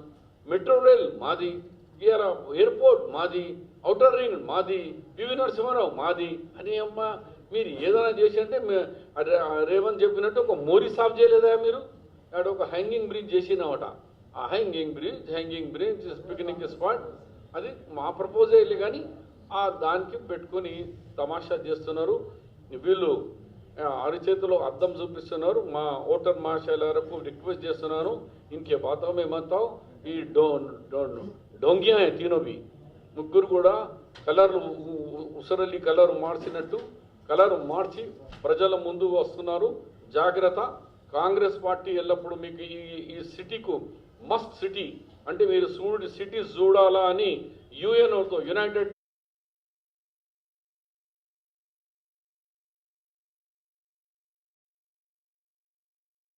నేషన్ నుంచి పాస్ తీసుకొచ్చిన ఘనత కాంగ్రెస్ పార్టీకి ఉంది. కాంగ్రెసే ఈ సిటీను ఇంటర్నేషనల్ సిటీగా మార్చిన ఘనత కాంగ్రెస్ పార్టీకి ఉంది. అందు గురించి ఇప్పుడు రేవంత్ రెడ్డి గారు మా చిన్న రైతుల గురించి చెప్పింది నేను మళ్ళీ చెప్పకుండా నాకే కేసీఆర్ అన్నాడు. ఏవా షబీర్ డ్రామా చేస్తున్నావా? వరి అన్నీ కోసుకొని నువ్వు గడ్డి కాలబెట్టుకొని నువ్వు చేస్తావా అని నేను కేసీఆర్కి చెప్పిన. కేసీఆర్ నా వరి ఇంకా అట్లనే ఉన్నది, నాది కాదు ఇంకా 300 ఎకరాలు అట్లనే ఉన్నది.